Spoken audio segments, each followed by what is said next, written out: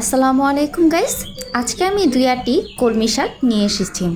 তো সবসময় তো কলমি শাক পাওয়া যায় না, তাই চিন্তা করলাম বারান্দার মধ্যে কিভাবে কলমি শাক সারা বছর চাষ করে খাওয়া যায়।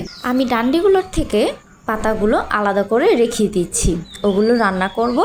আর বাকিগুলা আমি আমার বারান্দার মধ্যে টবের মধ্যে লাগাবো। দেখুন কি সুন্দর করে পাতাগুলো রেখে আমি শুধু একটু কচি পাতাটা শুধু রেখে দিয়েছি। এরকম কয়েকটা ছিলে বেছে নিয়েছি। এখানে আমি একটা খালি বোতল নিয়ে নিয়েছি, এটাকে কেটে আমি এরপর এটাতে পানি দিয়ে গাছগুলো রাখবো। একটা ছুরি আগুনের সাহায্যে গরম করে বোতলটাকে আস্তে আস্তে করে কেটে নিব।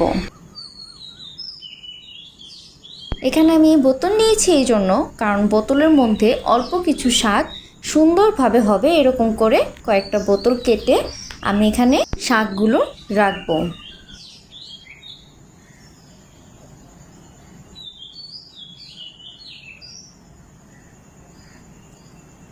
বোতলটা কাটা প্রায় হয়ে গেছে। এই যে দেখেন সুন্দরভাবে বোতলটা আমার কাটা হয়ে গিয়েছে। এখন এটার মধ্যে আমি পানি দিয়ে দিব। পানি দিয়ে তারপর আমি গাছগুলো রাখবো।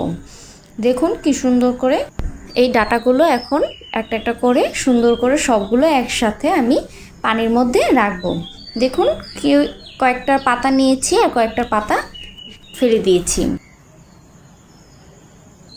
এটা আপনি ঘরেও রাখতে পারবেন, এমনকি ছাদে বা বারান্দায় এরকম জায়গাও রাখতে পারবেন। কিন্তু বেশি ভালো হয় এটা যদি একটু রোদ একটুখানি ছায়ার মধ্যে থাকে, তাহলে বেশি ভালো হয়। আমি এই যে এখানে রেখেছি, কিন্তু এখানে অনেক রোদ পড়ে, এই জন্য আমি আবার কর্নারে রেখে দিলাম। দেখুন আমার পাতাবাহার গাছগুলো কত সুন্দর, মাশাআল্লাহ বড় বড় হয়েছে। এগুলোরও একদিন ভিডিও দিব, আপনাদের সাথে শেয়ার করব। এক সপ্তাহ পর দেখুন আমার এগুলোর কি সুন্দর, মাশাআল্লাহ কয়েকটা পাতা হয়েছে।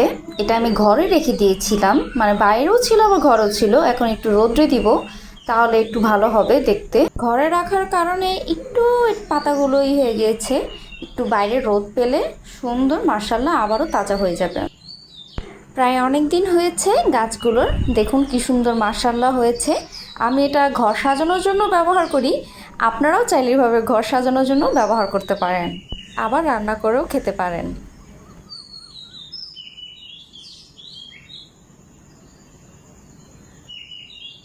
আমি আজকে কয়টা পাতা নিব, দেখেন কি সুন্দর মাশাআল্লাহ। কয়েকটা ডান্ডি আবার ছিঁড়ে ছিঁড়ে পাতা ছিঁড়ে আবার রেখে দিব এখানে, আবার মাশাআল্লাহ নতুন করে আবার হবে এগুলা।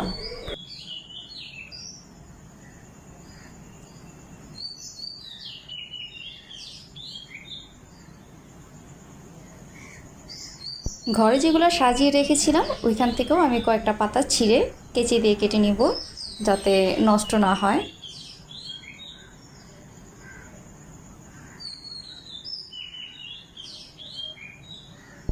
আজকে ভিডিওটা এই পর্যন্তই। সবাই ভালো থাকবেন, সুস্থ থাকবেন। আল্লাহ হাফেজ। আর আমার পেজটা লাইক অ্যান্ড শেয়ার করে দিবেন।